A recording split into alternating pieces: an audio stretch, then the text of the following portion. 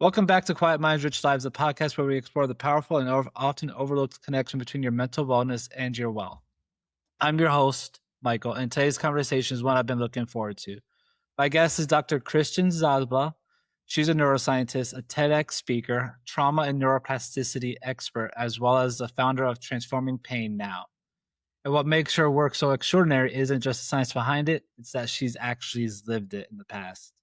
Dr. Zazba is a survivor of severe childhood sexual abuse, subsequent violence, and mental illness. And rather than letting her story define her ceiling, she let it define her calling. She now brings over a decade of neuroscience expertise researching fear circuitry, emotional regulation, anxiety, depression, and neuroplasticity, together with that lived experience to create something truly rare. Healing that is both deeply personal and biologically grounded. Dr. Zazba helped women move beyond hypervigilance, shame, emotional overwhelm, perfectionism, and chronic survival mode into nervous system regulation, self trust, embodiment, and the real emotional freedom. She has taken the message to TEDx stages, healthcare organizations, leadership conferences, academic institutions, and women's empowerment events around the world.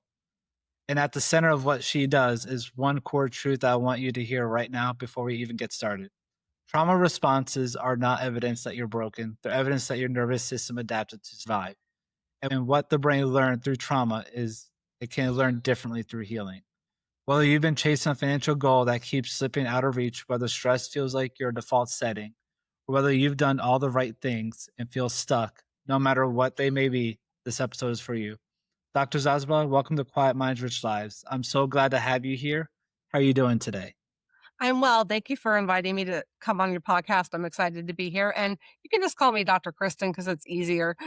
Okay, got it. So yeah, I'm so glad to have you on the show with us.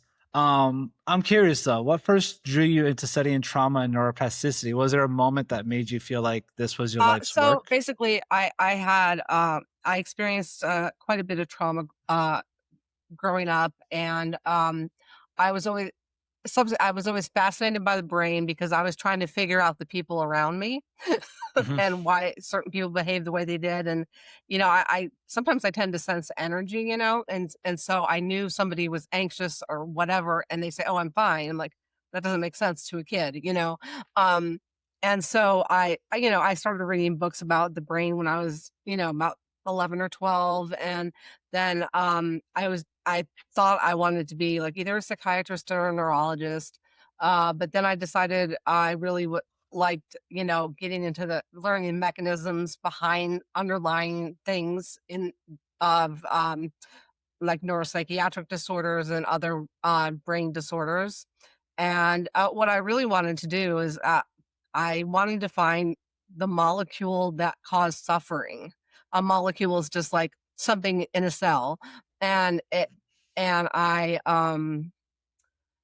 thought if I can find it, something those that cause suffering, then I could somehow, inhibit it or something, and then people wouldn't have to suffer nearly as much. But it turns out the brain is much more complex than that, and so I learned other things. Right. So it's interesting that you brought up one you like knowing the people around you, watching them, kind of seeing the reason why they behave the way they do, basically is what I gathered from that. I'm the same way Yeah. with that whole aspect of it. I love knowing my two favorite topics in life is psychology and finances. I Okay. don't know why it's those two things, but I've always loved psychology since I was a kid, like a teenager sort of thing. Finance is something I kind of fell into as I grew up the last 7 years because I think I'm 36, but I'm 7 years young based off of my I hear history and you. my past experiences and stuff like that. Yeah. So finance is what I kind of fell into. But that leads me to this next question. So many high achieving people appear to have it together financially, professionally, or whatever the case may be, but they're often quietly struggling. Would you know what's actually going on underneath the surface of the nervous system? Yeah, probably if they're quietly struggling. I mean, they could be struggling for many reasons, but when people struggle, it creates your brain over time goes from like a regulated state to a threat activated state, and that's called the survival mode.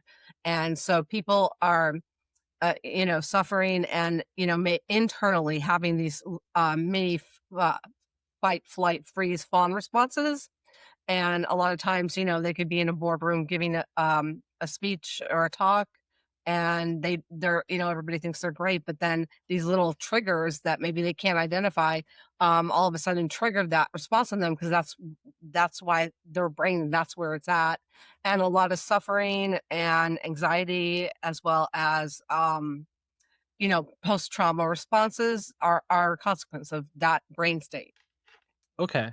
So you mentioned a threat activated brain. Mhm. Um, I guess how does that survival state show up in everyday decisions? Like including the way people handle money or just risk in general or just any type of stress, whether that be financial, Yeah, personal, well, it professional. definitely affects decision making in all areas. When it comes to money, it depends on the person's overall personality to begin with. People can spend recklessly because it gives you a lift, like a dopamine spike, Right. and it feels good, and they're temporarily feeling good. Others will be so anxious about money management that they won't spend at all. So, and to the extent that, so they don't give themselves even the basic things they need to that point. So Hmm. when it comes to money and when it comes to decisions like, maybe making a not so wise decision about who to hang out with, maybe putting yourself in dangerous places without, really thinking it through. And that can happen. And also, it can happen is another way it can happen is isolation. I definitely have lived experience with that part, with both the spending, the chronic, I guess, savings aspect of it, isolation, all that stuff. My 20s was a wild ride for sure. Yeah, my So, 20s, my 20s was not a good decade either. no. My 30s are beautiful though. Like, Yes, yeah, I'm so glad to hear that. they're beautiful right now. And no, it's just gonna get better from there over the course of my 40s, 50s, 60s, and so on and so forth. But trauma responses, I guess they can feel quite, I guess, automatic and out of our control. What is it that what is that and what does that mean for someone trying to make clear-headed decisions in their lives? Could Well, they possibly relate to to anything as well with this? yeah, so, there's like 70% of the people in the United States have experienced or will experience a traumatic event.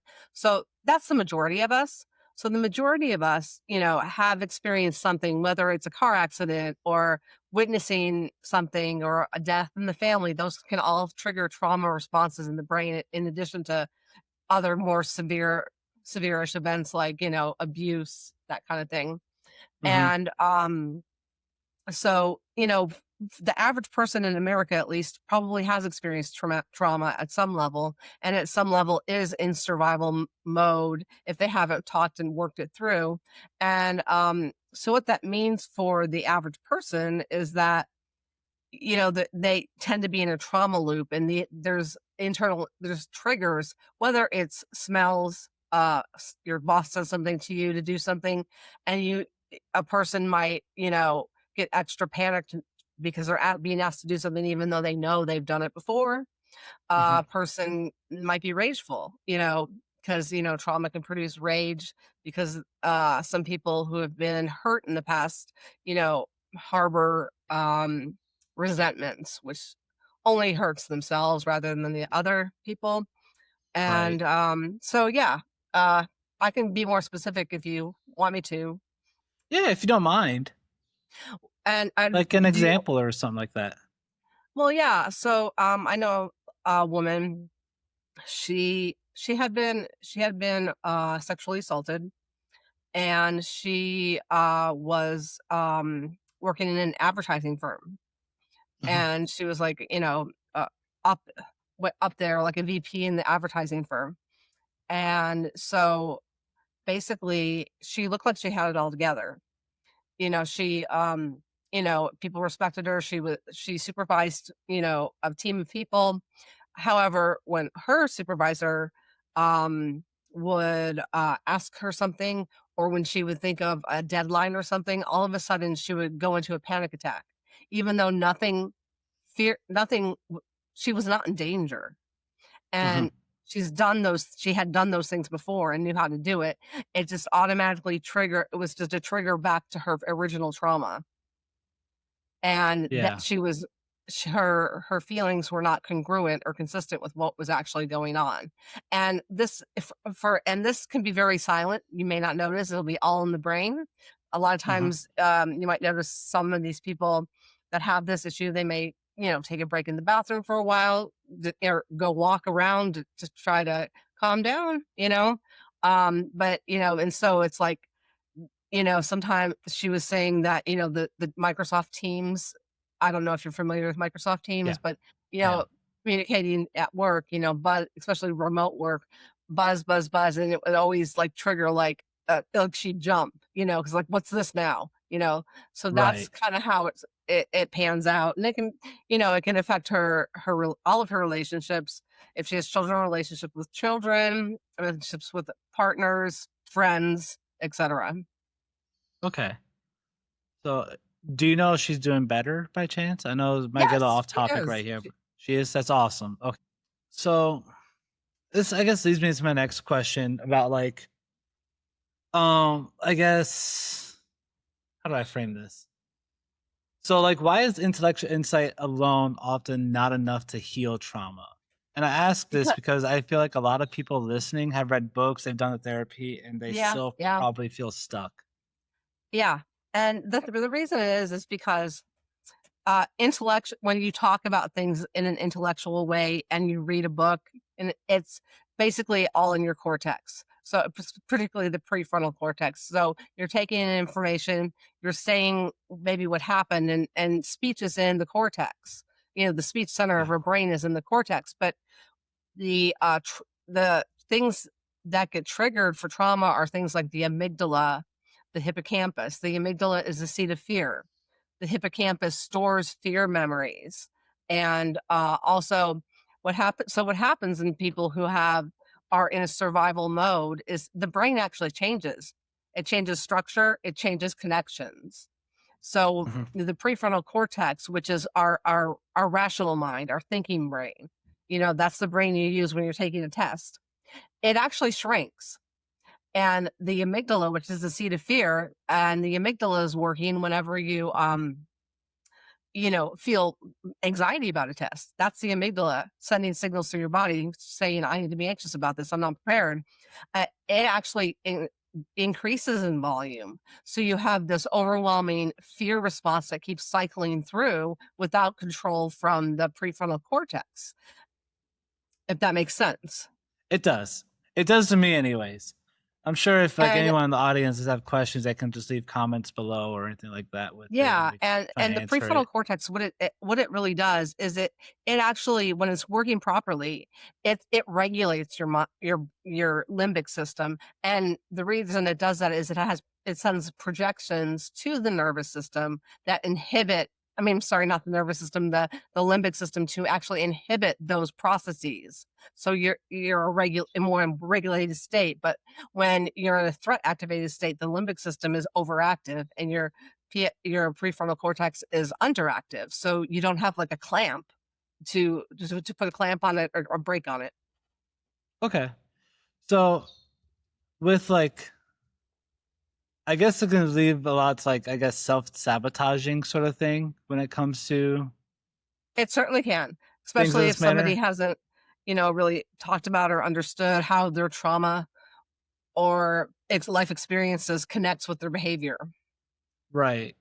So why do trauma survivors sometimes self-sabotage, whether that's in like relationships, career growth, or even wealth building or whatever in their current stages of life?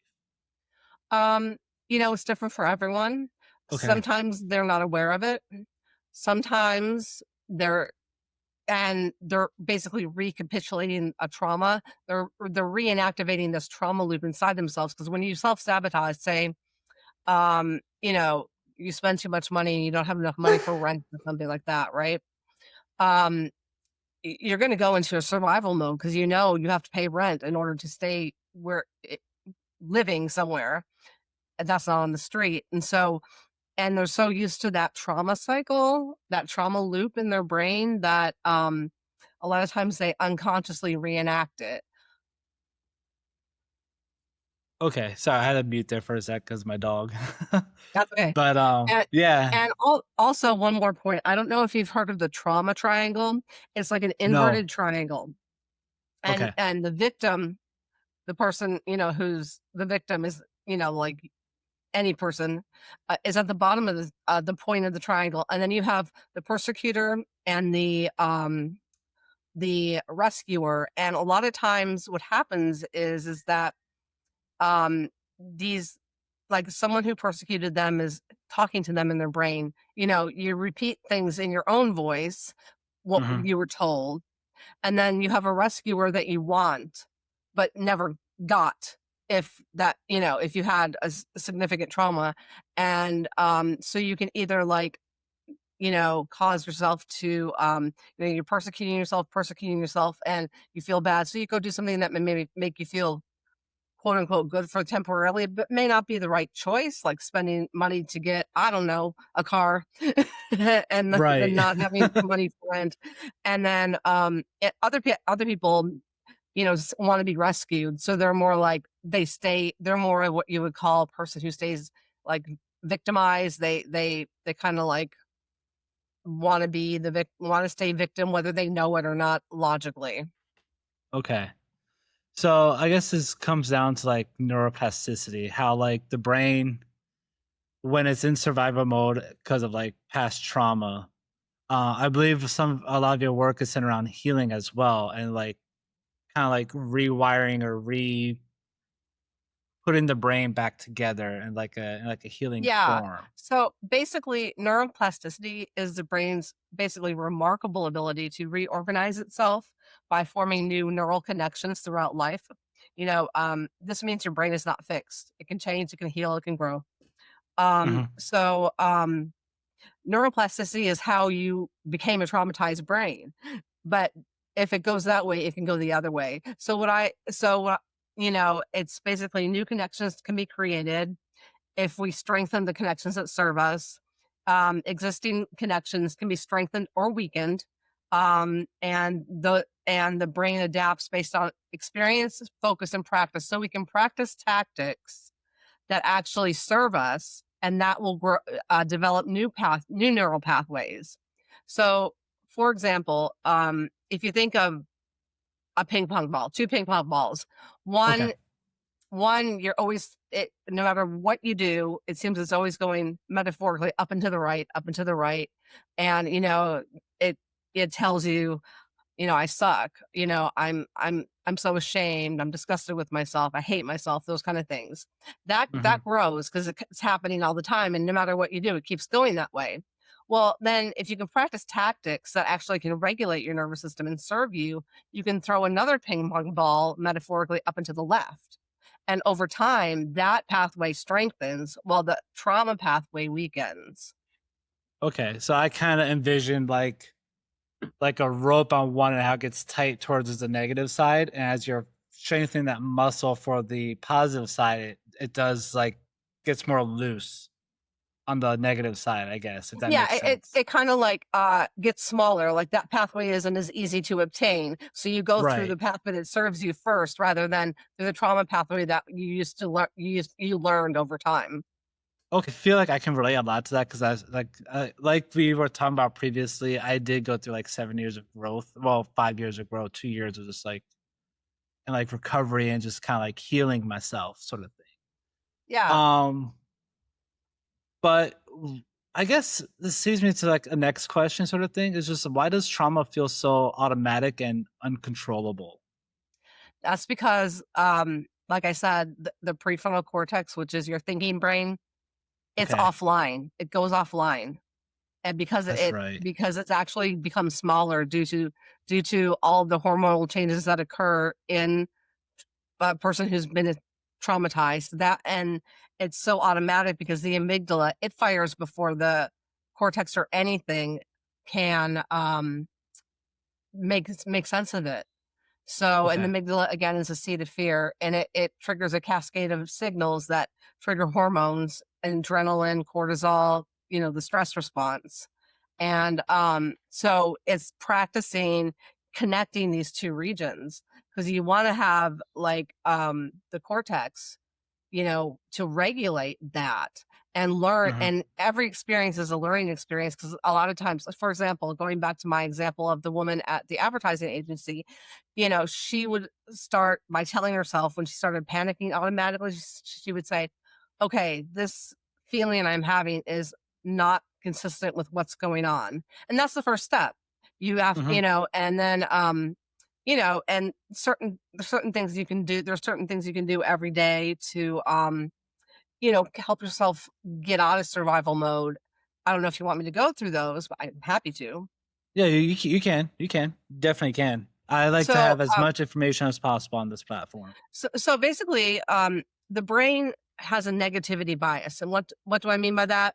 We remember bad things much more easily than when we remember good things. It's harder for us Right. to remember our achievements for some reason, and the reason is is evolutionary. I mean, we were hunters and gatherers. We had to look for danger to survive at one point, but that feature of our brain doesn't really serve us now as much. Hmm. So that's why what I have my clients do is every day they write down, their intention for the day and how they're feeling. And then like get 5 to 10 gratitudes a day because that triggers positive feelings. And then they write down 5 affirmations about themselves. And then they write down at the end of the day, they identify 3 good things that happened that day, no matter how bad that day was. So even if Right. they had most of the day spent suicidal, they still write 3 things good that happened because you can find them. It's amazing. And That's very true. So it's funny you bring that up. I'm sorry not to just cut you off on there, no but worries. Go ahead. um, I don't believe in bad days. Even though Mhm. I've had a lot of bad days in my past, Right. I've retrained my way of thinking that if I'm having like a bad day sort of thing, it's not a bad day itself because I'm lucky to be alive. I'm lucky to step outside that front door to go do whatever I need to do for that day sort of thing, whether it be, work or enjoy life with my wife or what have you. Mhm. But I feel like every day is a good day. If you're having a bad day, it's just a hiccup in that good day. You can always find good within that bad day, and that will help you. Yes, Just not absolutely. help you, I guess, struggle as much with that way of thinking, Yeah, sort of and thing. sometimes a person might wake up, like say they have depression, they wake up depressed and thinking they Hmm. can't get out of bed. But and they can choose to not get out of bed and choose to have a day in which they spend depressed in bed, or they can choose to wake up, get up, take a shower, you know, if they're on medication, they take medication and they Right. do some gratitude, some affirmations, and just start work. And then some Hmm. things start going better. It So it it's does, and it's definitely easier said than done, sort of thing, I guess. oh, But it does totally. get easier over It's a time. it's a it's a skill you have to learn. It's about taking action when you really don't want to. Hmm. And when you take action, if you stay in a state of inertia, nothing's going to change. But if you take some Correct. kind of positive action, something it will change for the better. But it can be super hard sometimes. I know I've Yes. experienced it myself, and Hmm. I just I it's like sometimes it felt like I was fighting gravity, like gravity was pulling me down, and I could barely walk. Yeah. Metaphorically speaking. Course. Of course, it feels like everything aches, all that stuff too, kinda like a chronic pain sort of thing, which is Right.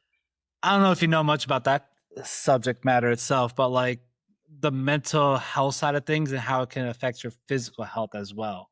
Oh, it's very interconnected. I mean, so, mental illnesses, just to clarify for everybody who may, not know, may not think that mental illnesses are really real. They are complex, whole brain disorders. They Mhm. also affect the body. People with mental illnesses, are more likely to die from a cardiovascular event. They're more likely to have chronic kidney disease. They're more likely to have autoimmune diseases, Hmm. cancer, all that kind of stuff. So it really affects the whole body, and a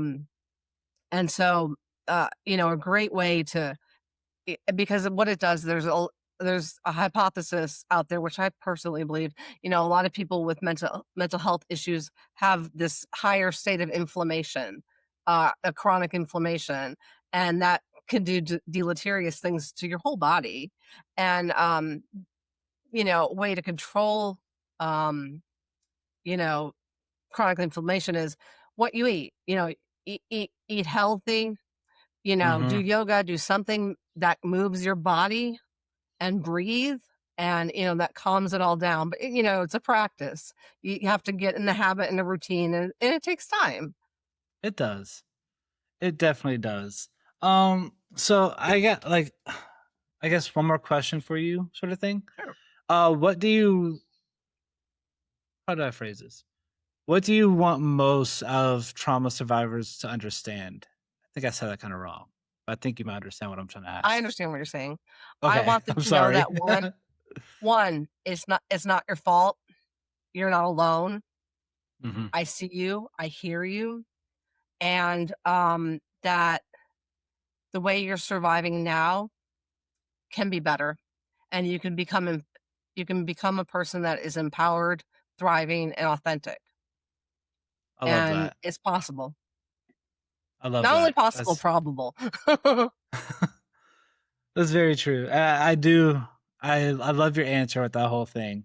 So I guess I just want to leave it here with this. Again, thank you so much for taking the time to be here today, Kristen. This conversation is one that I think, I guess, a lot of people need to hear and maybe didn't even know they needed. They needed to hear until now. I guess what stays with me is in this is that feeling of being perpetually stuck. That's not just a character flaw. That's simply just a nervous system doing exactly what it was trained to do, as well as the fact that it can be retrained, and that healing, it's not just possible, it's also biological, and that just changes everything. Yeah, it is very So tell biological. me, yeah, Go so ahead. tell me, where can the audience find your work and or get in contact with you? Transformingpainnow.com. Okay, simple. And I offer free consultations if anybody's interested to see, you know, just talk and see what's going on and see Yeah, if you might want to work with me. And I also that's offer awesome. some groups as well. So there's a Okay, variety of options for people. awesome. So thank you for sharing that, Dr. Kristen. So something in today's episode stirs something in you. Don't let that feeling pass. And to everyone listening, I leave you with the words that Dr. Kristen mentioned. You are not broken and you are not behind. You're simply becoming. And And thank we're you for all being, becoming. yeah. Thank you for Always. being here. Share this episode with someone who needs it. And we'll see you next time on Quiet Minds, Rich Lives. Take care, everyone. Thank you for Again, thank having you, me. Dr. Kristen. You're welcome. Bye bye.